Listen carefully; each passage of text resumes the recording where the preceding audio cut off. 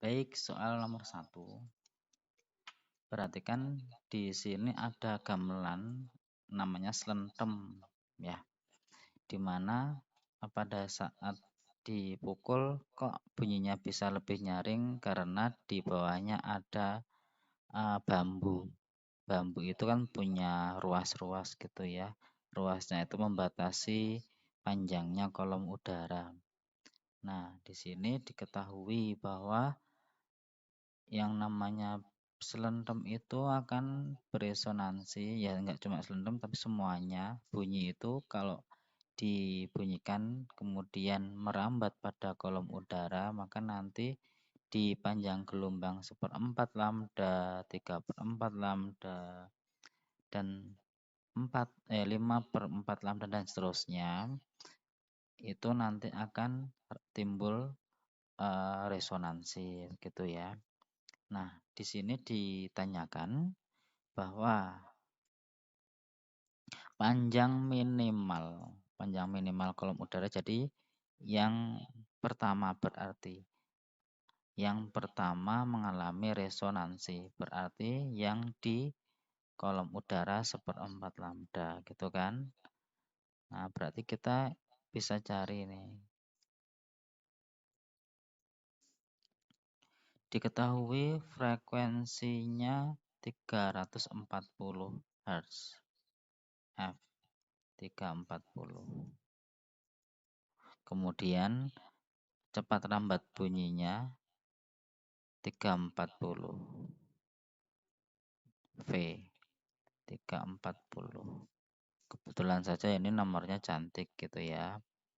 Nah, panjang kolom udara itu L, di L sama dengan 1/4 lambda.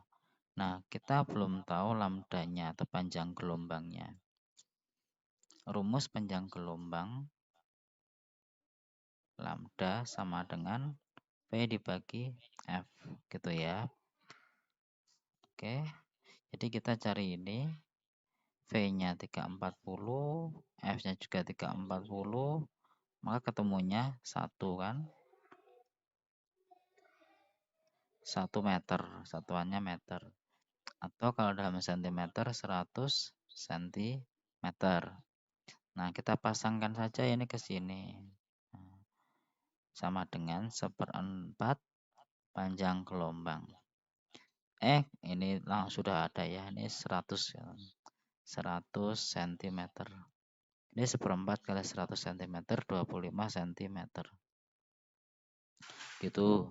Jadi jawabannya yang mana? Jawabannya yang B, 25 cm. Nah, kalau nanti di sini ada lagi misalnya berapa? Di sini ada 75 gitu ya, 75. Oh, ada di sini yang D ini ya, yang D ada 75 cm. Kenapa nggak dipilih ini? Kan yang diminta panjang minimal. Jadi nanti yang pertama beresonansi adalah yang 25 cm. Yang kedua yang mana? Yang kedua nanti L2 panjang kolom udara yang resonansi kedua itu di 3/4 lambda, di 75 cm. Kalau ada yang pendek sudah beresonansi, ngapain pilih yang lebih panjang? Apalagi alat musik, repot nanti kalau semakin panjang alatnya gitu ya. Oke, saya kira sudah jelas. Perhatikan di sini, kalau kalian tahu bahwa gitar itu ada gitar listrik dan gitar akustik. Nah, yang ada kolom udaranya, ada rongganya di tengah di sini itu gitar akustik ya. Nah, di sini itu ada kolom untuk resonansi, jadi memperkuat bunyi. Di sini lihat, ini panjangnya 1/4, 3/4, 5/4 lambda dan seterusnya gitu kan. Kita ulangi sekali lagi, ini masih sama dengan yang nomor 1 tadi ya. Yang ditanyakan panjang kolom udara yang beresonansi. Kalau ini bukan minimal atau bukan yang kedua, bukan yang ketiga, tetapi milih di antara angka-angka ini ya kan, yang mana kolom udara yang beresonansi di mana, yang panjangnya yang mana gitu kan. Ini A 16, B 19,3. Ini panjang kolom udaranya. Kalau di gitar itu beda-beda ini panjang kolom udaranya. Yang ke bawah itu yang paling panjang gitu ya. Nah, intinya cara mencarinya sama, yaitu dimulai dari L1 dulu. Ada nggak L1 di sini? Kalau nggak ada, ya cari lagi L2 begitu. Ini dipakai seperempat lambda, 3/4 lambda, dicari satu-satu. Kalau seperempat lambda sudah ada, ya berarti itu saja yang dipilih. Kita cari apa yang pertama tadi? Lambdanya ya. Awalnya kan panjang gelombang gini, lambda kali frekuensi, sehingga lambdanya sama dengan V dibagi F. V-nya itu cepat rambat udara 340 dibagi F-nya 440 sama dengan berapa ini ya? Bentar, saya orek-orek dulu ya. Ini kalau diperoleh 340 dibagi 440 saya pakai kalkulator, ini hasilnya 0,77 ya, 0,77 meter atau sama dengan 77 cm. Jadi L1 nya 1/4 dikali 77 cm, maka hasilnya kalau dibagi 4 sama dengan 19,3 cm. Nah, di resonansi yang pertama sudah ada, ya berarti itu aja yang dipilih gitu ya. Sudah ada kan? Jadi B ya.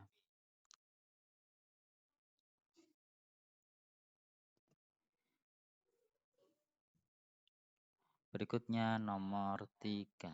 Ini pertanyaan dari Mas Danendra. Oke. Di sini ada charger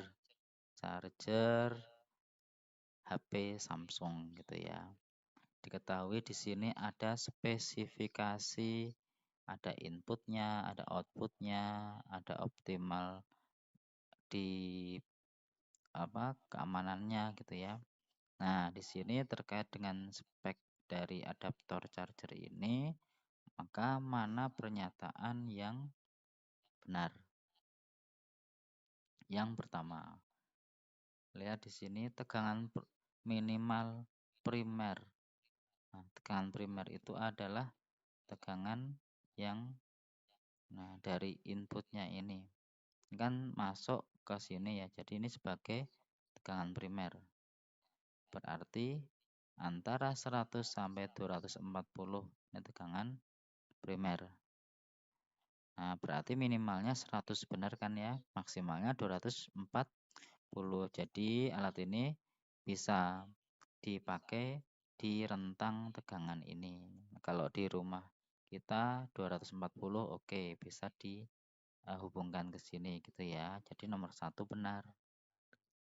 Kemudian nomor 2, daya sekunder minimal. Kalau primer itu yang masuk, kalau sekunder yang keluar atau output. Berarti kita lihat dari nilai outputnya di sini. Daya itu adalah P. P sama dengan V dikali I gitu kan.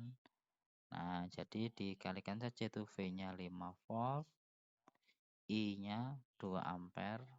Jadi ketemunya 10 volt ampere atau watt gitu ya. Benar ya, 1 dan 2. Udah, jawabannya 1 dan 2. Oke.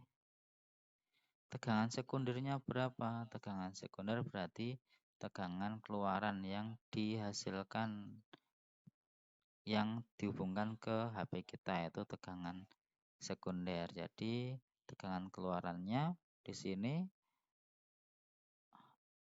5 volt gitu ya, 5 volt.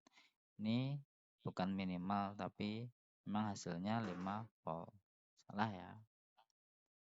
Oke, itu sudah ketemu jawabannya 1 dan 2. Perhatikan nomor 4, di sini ada gambar cacat mata. Kalau bendanya itu di sini, ada di satu titik, maka berarti ini bendanya terletak di dekat mata. Dekat. Kalau jauh, maka nanti sinarnya ini, sinar datang yang menuju ke lensa mata itu sejajar. Kalau kalau seperti ini lensanya, maka kalau jauh itu begini, sejajar gitu ya. Itu kemudian kalau melihat dekat, kok ternyata bayangannya itu jatuhnya di belakang retina, berarti mengalami cacat mata. Namanya rabun dekat. Nah, karena melihat dekat bayangan tidak tepat di retina, berarti pandangannya kabur. Namanya rabun dekat. Atau dikenal dengan hipermetropi. Hipermetropi. Kalau yang ini miopi ya, yang sebelah kanan ini miopi. Nanti jatuhnya di depan retina. Nah, hipermetropi itu bisa melihat benda dengan jelas dengan bantuan kacamata berlensa cembung. Jadi yang cembung. Oke, yang C dan D salah. Nah, lensa cembung itu kuat lensanya positif atau lensa positif. Jadi yang benar yang A. Gitu. Oke, udah kejawab ini tanpa harus cari. Nah, kalau yang ditanyakan bagaimana cara mencarinya P itu 2, pakai rumus ini. P sama dengan 100 per SN, titik dekat mata normal, dikurangi 100 per punktum proksimum. Gitu ya. Apa itu? Jadi jarak terdekat mata yang bisa melihat jelas benda itu ya. Ini kita bisa analisis ini. Di sini ada titik dekatnya 50. Jadi PP-nya 50. 50 PP ini 100 per 50. SN-nya 25. Jadi ini 100 per 25. Hasilnya ini 4 dikurangi 2. Maka P-nya sama dengan 2. Nah, P-nya positif. Makanya di sini yang benar P sama dengan 2. Bukan negatif 2. Gitu ya. Oke. Perhatikan soal nomor 5. Ini lensa cembung tapi tebal. Yang bawahnya lensa cembung tetapi tipis. Bedanya apa? Di sini lihat ada benda, kemudian di sini ada sinar datang ya. Di sini dibiaskan, sinar bias terkumpul di satu titik. Yang bawah di satu titik tapi lebih jauh. Artinya apa? Yang atas lensa cembung memiliki jarak fokusnya lebih besar gitu ya, lebih panjang kan ini. Karena apa coba? Yang ini maaf kok lebih besar, lebih kecil. Karena kelengkungannya lebih melengkung gitu. Kalau yang bawah lensa cembung yang tipis ini lebih besar, lebih panjang. Nah, gitu kan. Ini jarak fokusnya lebih besar. Tetapi sama-sama mengumpulkan sinar bias. Jadi kesimpulannya di sini mana pernyataan yang tidak benar? Kita lihat yang pertama. Lensa cembung memiliki sifat mengumpulkan cahaya, betul. Yang kedua, sinar datang secara sumber utama dibelokkan menuju titik fokus, betul. Nomor 3, lensa cembung memiliki fokus positif karena titik fokus dibentuk dari sinar asli. Ya, betul. Kemudian yang nomor 4, semakin tebal lensa cembung, maka jarak fokusnya semakin jauh. Kebalik ya, yang semakin tebal, titik fokusnya semakin pendek atau semakin dekat. Jadi yang nomor 4 yang salah. Itu ya. Berikutnya soal nomor 6.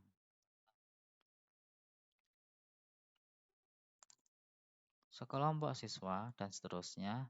Perhatikan ada gelombang tali, gelombang transversal, di mana titik A sampai B jaraknya 150 cm. Waktunya untuk merambat dari A ke B 3 sekon. Panjang gelombang periode dan cepat rambat gelombang tersebut adalah titik-titik. Ini konsepnya ya yang harus kalian pahami. Panjang gelombang itu jarak satu gelombang. Jadi kalau dari puncak gelombang maka sampai ke puncak gelombang berikutnya itu panjang gelombang. Nah, di sini dari A sampai B itu ada 3 panjang gelombang. Jadi ini 1 lambda, yang ini juga 1 lambda, ini 1 lambda. Jadi berapa? Ada 3 lambda. Maka 3 lambda itu panjangnya 150 cm. Sehingga nilainya lambda tinggal dibagi 3, maka lambdanya 50 cm. Itu ya, jadi 50 cm.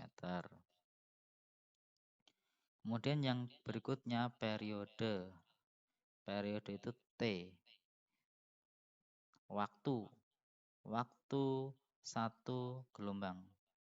Waktu yang dibutuhkan untuk merambat satu gelombang. Jadi T sama dengan T per N.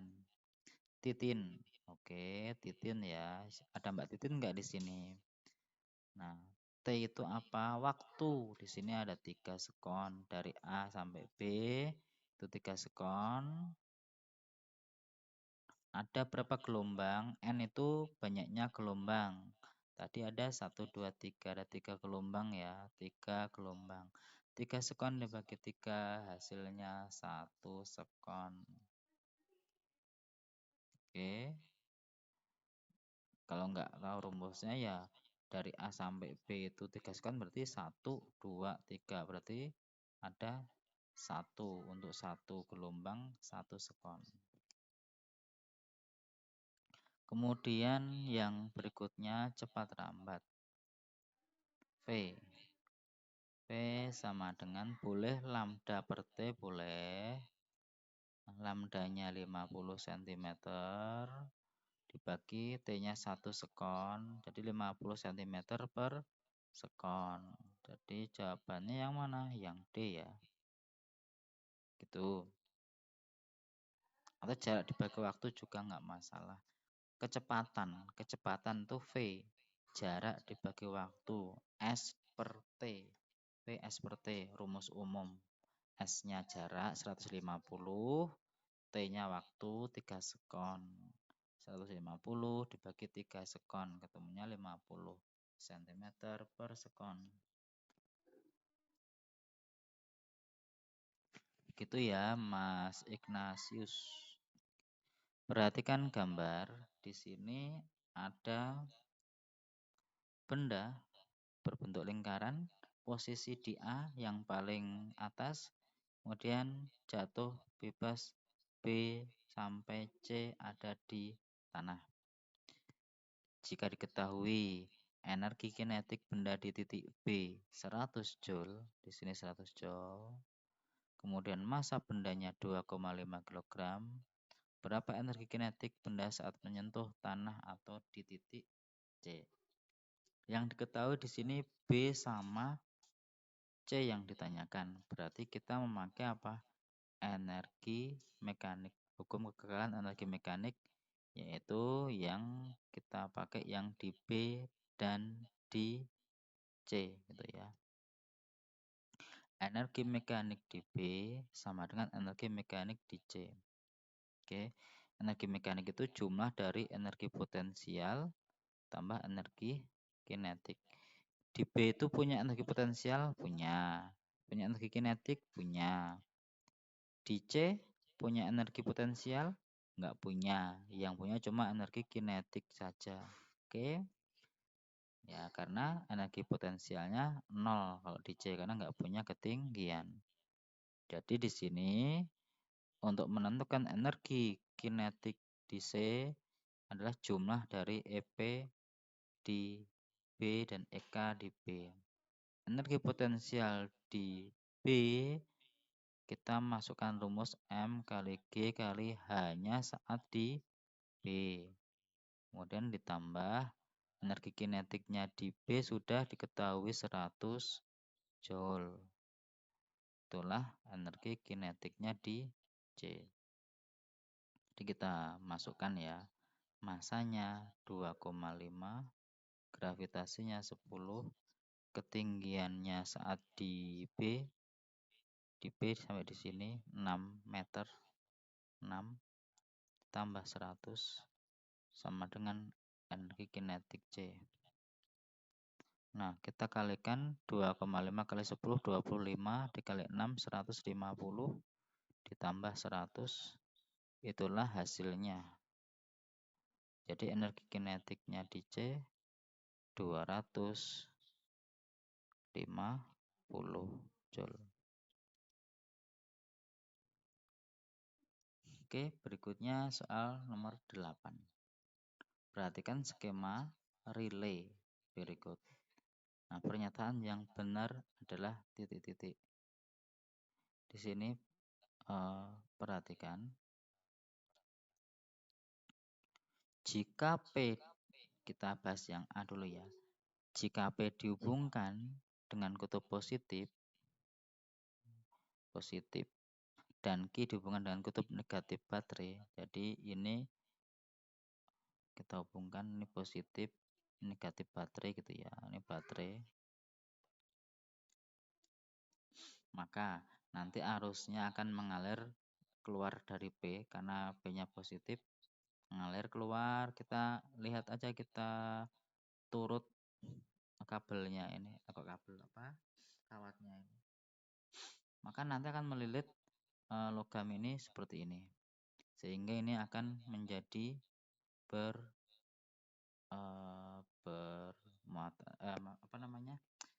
dililit, ada arus listrik, maka menjadi magnet gitu ya. Jadi ini akan jadi magnet logamnya di sini, sehingga akan menarik ini, menarik M-nya, menarik ini, sehingga K-nya ketarik ke bawah gitu kan ya.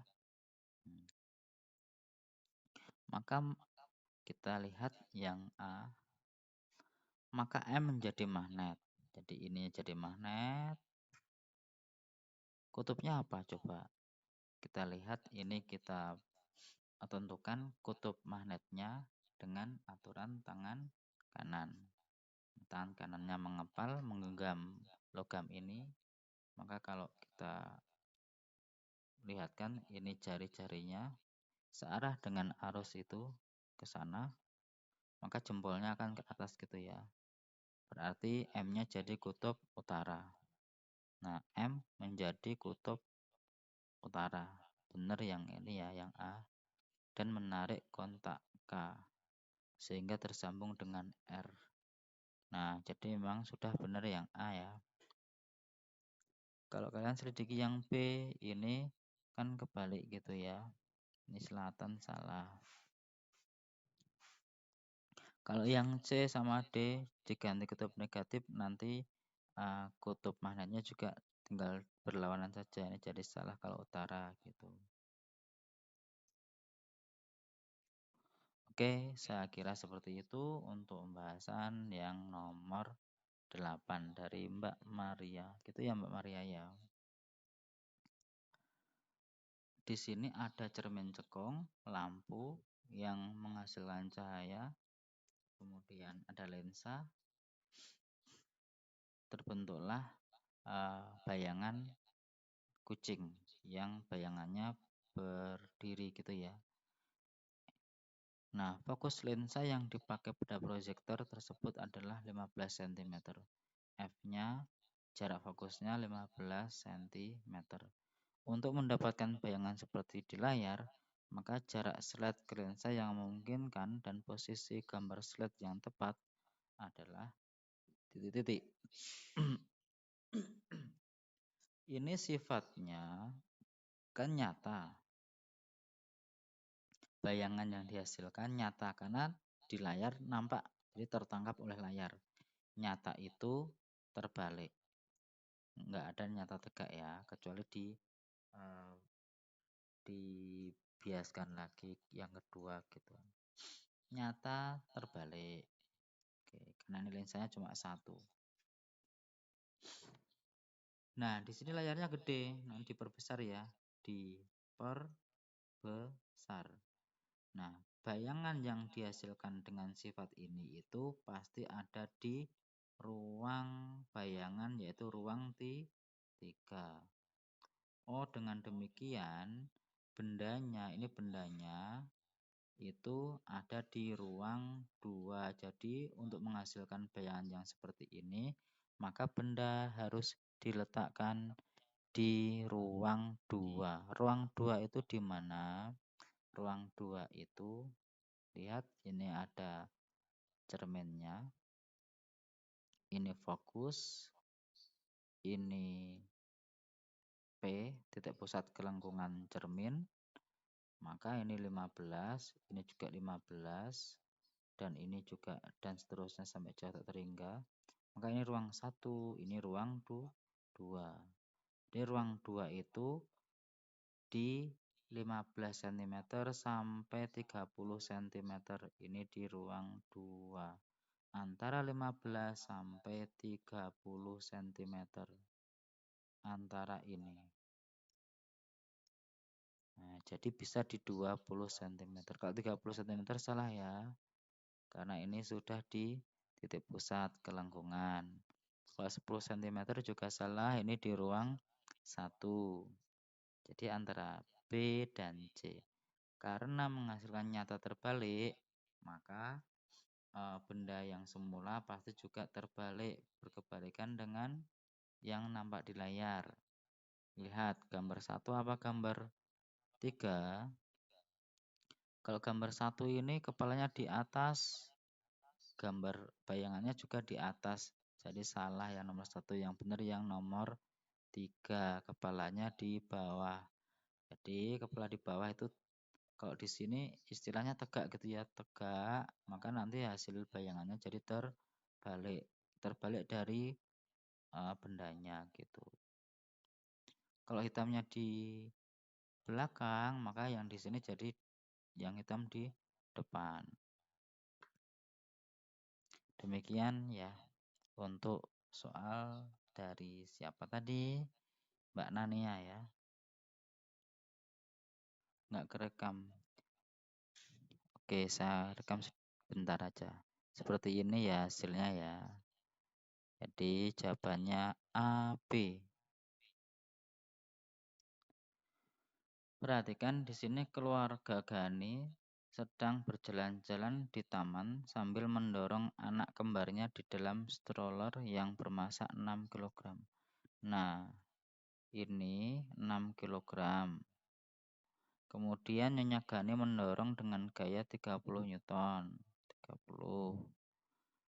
Pada suatu saat Doni digendong ayahnya. Si Doni yang mana ini, katanya Mbak Kansa, Doni yang 10 tuh ya. Bener nggak ini? Nggak tahu saya. Misalnya Doni yang 10. Berapa percepatan stroller sekarang jika Nyonya Gani tidak mengurangi gaya dorongnya? Percepatan A. Gaya dibagi massa. Ini bapaknya yang bernama Gani nggak ikut dorong ini, cuma jalan-jalan santai ya ini. Kasihan si Ibu Gani ini. Oke, jadi gayanya 30 Newton dibagi masanya. Masanya di sini 6 kg, massa strollernya ditambah karena ini sudah digendong sama ayahnya yang 10 kg nggak dihitung, tinggal di sini kurang kelihatan barangkali yang angka 14 kg ya. Ini kembarannya si Doni yang masanya 14. Jadi 6 ditambah 14. Jadi 20 kg. Jadi ketemu 1,5 meter per sekon kuadrat. Sudah deh kayak gitu aja. Jawabannya yang B. Ada yang mau resistor. Dan di sini diketahui ada rumus I sama dengan V per R. Dan seterusnya, perhatikan ada rangkaian.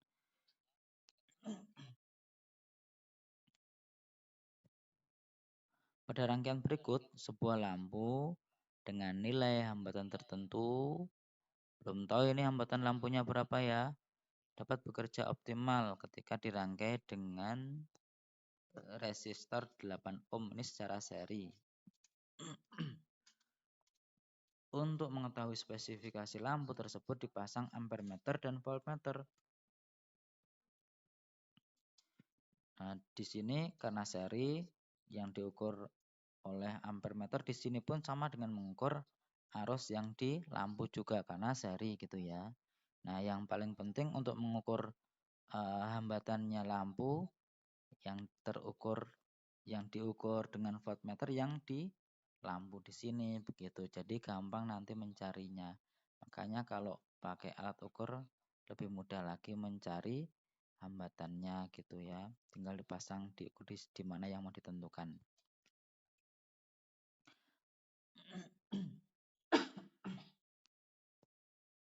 Nah, yang ditanyakan apa ini? Kuat arus yang melalui lampu. I. Kuat arusnya sama dengan yang di sini karena seri, nggak ada bercabang. Jadi kita tinggal membaca hasil pengukuran. Hasil pengukuran sama dengan skala yang ditunjuk jarum dibagi skala maksimum dikali dengan apa yuk?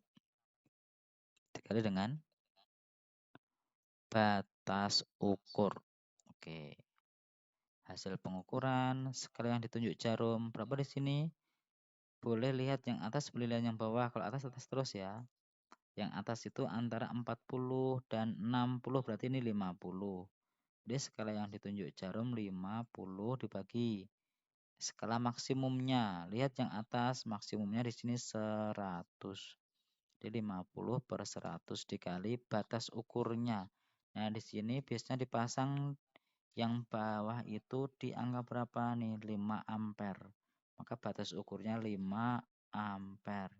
Sehingga diperoleh nilai arusnya ini setengah dari 5 ampere. 2,5 ampere. Nah, 2,5 itu ampernya. Enggak ditanya itu ya. Yang ditanya spesifikasi lampu. Nilai spesifikasi lampu, oke, saya kok nyari ini. Ya enggak apa-apa, ini juga dicari nanti depan ya. Kita lihat yang dibutuhkan adalah tegangannya. Berarti kita lihat tegangan lampu di sini.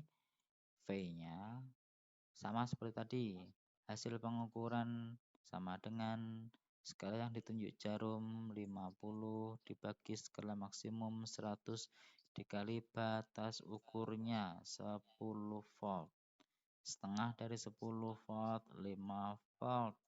Jadi 5 volt. Kemudian hambatannya R sama dengan V per I. Sama dengan V-nya sudah dicari 5 volt, I-nya arus yang mengalir 2,5 ampere. 2,5 A sama dengan 2 ohm. Oke, jadi yang benar yang 2 ohm B. Di tegangannya 5 volt, hambatannya 2 ohm. Gitu. Berikutnya dari Mas Nathan. Perhatikan reaksi pembakaran hidrokarbon. Reaksi pembakaran itu melibatkan oksigen. Lihat ini reaksinya. Kita lihat yang di kotak ini ya. Pernyataan yang benar terkait informasi tentang pembakaran hidrokarbon yaitu titik-titik. Kita lihat A. Karbon dioksida merupakan senyawa. karena tersusun dari dua jenis unsur yaitu C dan O. Benar atau salah? Benar. Oke, udah benar ini. Yang B salahnya di mana? Oksigen merupakan molekul senyawa. Oksigen ini O2. O gabung sama O. Ini kan sejenis. Atomnya sejenis atom O, atom O. Ini sejenis, makanya namanya molekul unsur. Yang sejenis molekul unsur, yang berbeda jenis molekul senyawa. Jadi salah di sini ya. Yang C, air merupakan molekul unsur. Lihat air, H2O. H, O sama H. Ini kan unsur H sama unsur O berbeda. Namanya molekul senyawa karena berbeda jenis atom unsurnya. Saya di sini nulis atom, di sini nulis unsur. Ini atom ya, atom. Kalau yang membentuk molekul itu atom, gitu ya, bukan unsur. Maaf, sorry. Jadi ini salah. Yang D, metana merupakan molekul unsur. Salah ya, metana itu ini CH4. C, H, H, H, H. Hanya 4 mengelilingi C. Nah, ini molekul senyawa karena berbeda jenis atom yang menyusun molekul itu. Jadi salah, maka yang benar adalah yang A. Gitu ya.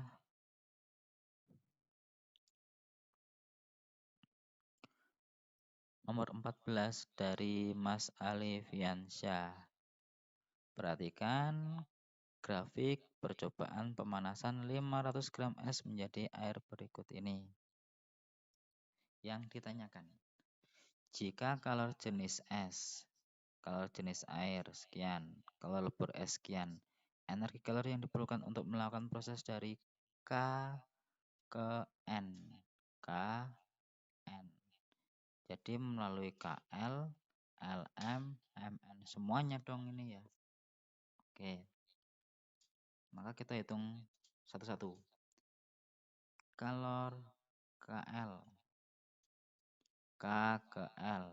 Itu suhunya naik ini, suhunya naik. Maka rumusnya MC delta T. Masanya, lihat tadi masanya di sini 500 gram es. Itu massa atau 0,5 kilogram. Maka di sini 0,5 kali C, C-nya CS, ini kan S kan ini 2100 dikali delta T. Delta T-nya dari negatif 10 sampai 0 itu 10. Maka sama dengan, ini dihitung berapa ini? 10500 10.500 joule. Itu KL. Sekarang LM. LM itu dari 0 ke 0 berarti ini sedang melebur. M kali L. Masanya setengah kilogram. L-nya kalor lebur 336.000 sama dengan 168.000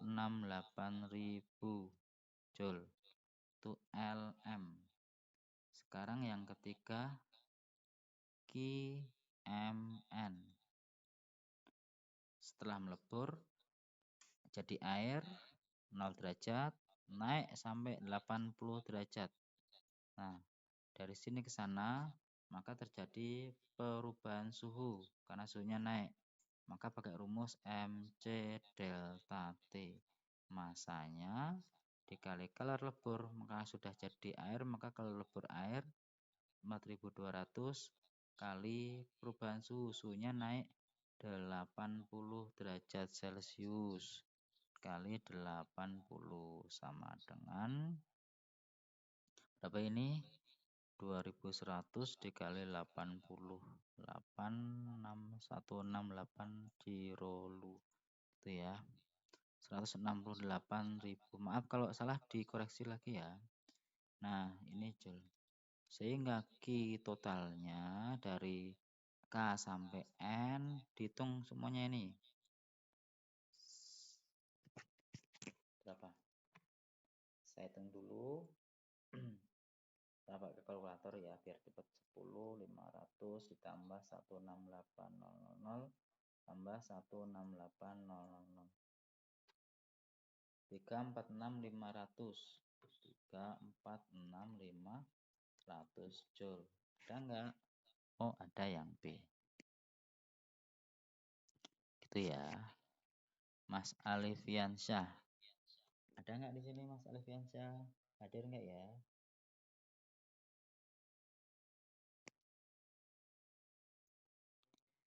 Tadi enggak kerekam. Jadi ini nomor 15. Saya ulangi sebentar ya. Ini kita tentukan kalau kekuatan lensa plus 1 itu dimasukkan ke rumus P ini 1 sama dengan 100 dibagi SN-nya 25 dikurangi 100 per PP.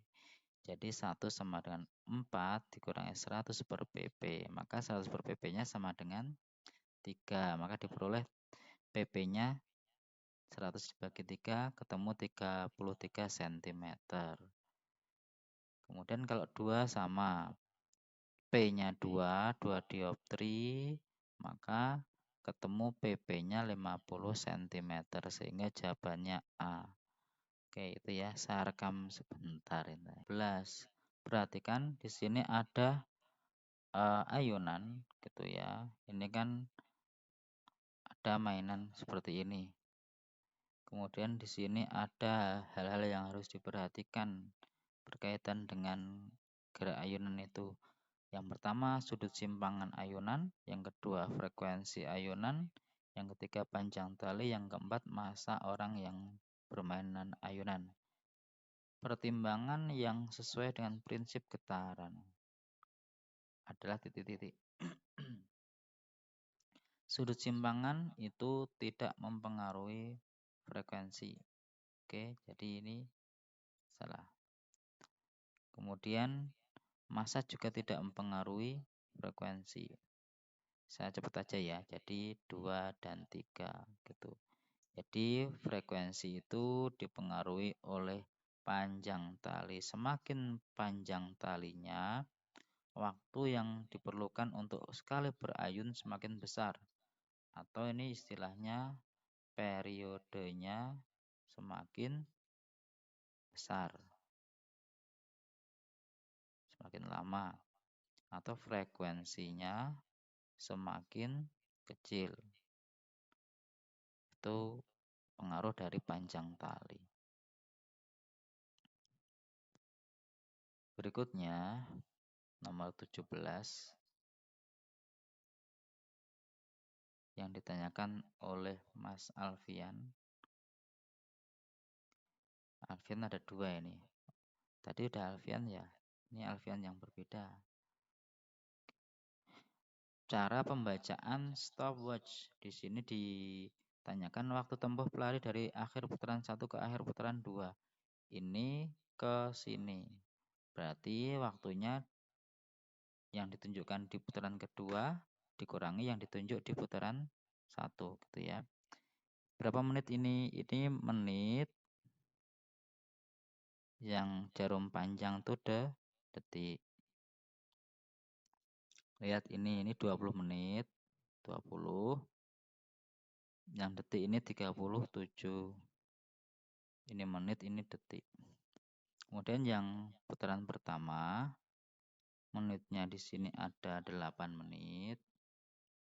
Detiknya ada 22 detik. Tinggal dikurangkan. 12 menit 15 detik. Jawabannya B. Lanjut nomor 18.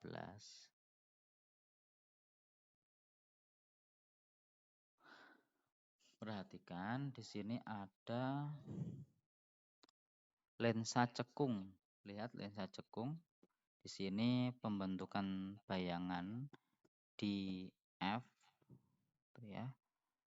F-nya 12 cm, terbentuklah bayangan di 6 cm.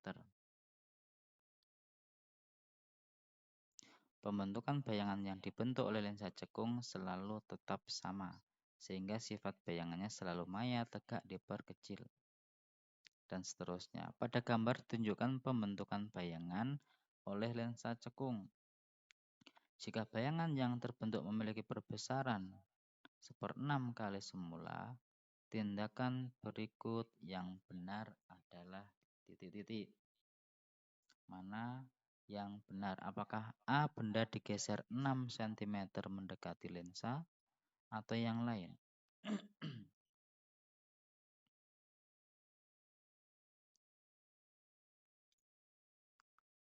Kita menentukan apa di sini? Kita menentukan F-nya dulu ya. Ini F-nya tuh nggak di sini nih. Harusnya nggak ada simbol F di sini. Ini di sini kan benda. Bendanya S-nya 12, S aksennya. Oh, di sini pakai SOSI ya. Ya, saya menyesuaikan rumus di sini. SO-nya 12, SI-nya 6.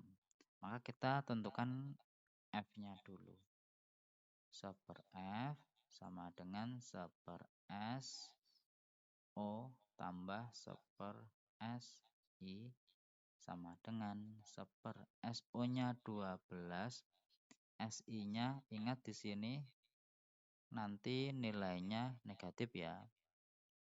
Jarak bayangannya bernilai negatif, langsung saya kurangkan di sini 6. Pastinya nanti F-nya jadi negatif. 1/12 dikurangi 2/12. Maka F-nya 1/12 negatif. Jadi F-nya negatif 12. Oh ya, jadi tetap sama di sini ya. Jadi F-nya dengan SO jadi berimpit, emang benar posisinya F-nya di sini.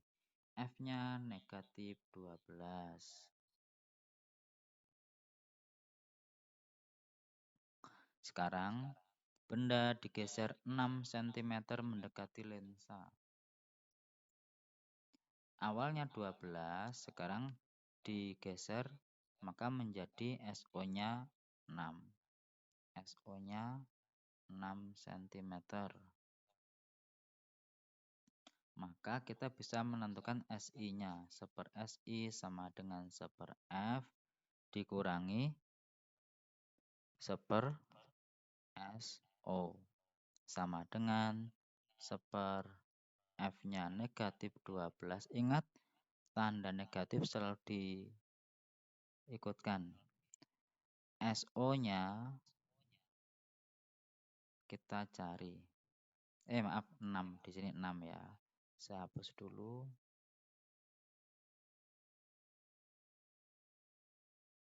Sini 6.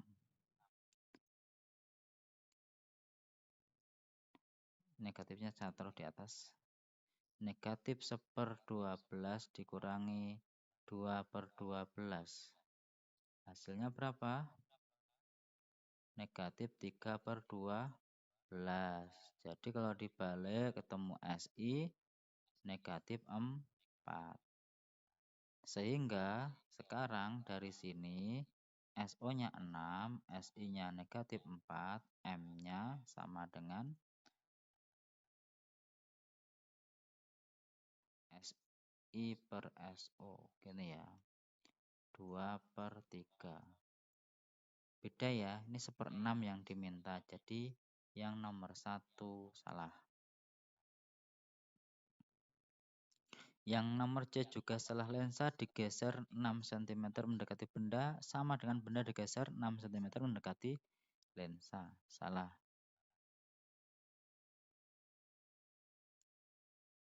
Nah, sekarang tinggal B sama yang D. Saya hapus saja bagiannya yang di sini ya. Yang diisi tadi yang mana? Di sini kan. Ganti nih.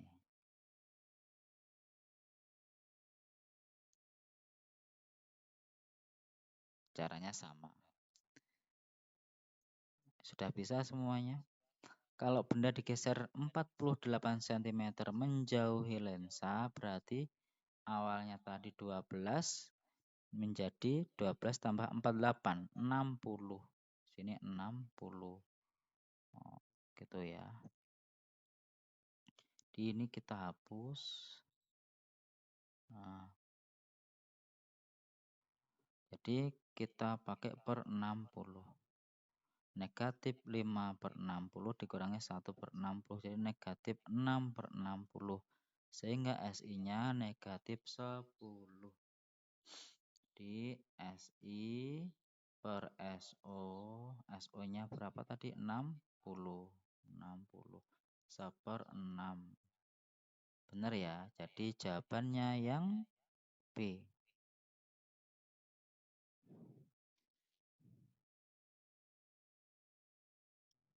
Oke.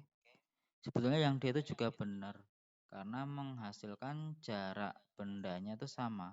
Lensa digeser 48 cm menjauhi benda.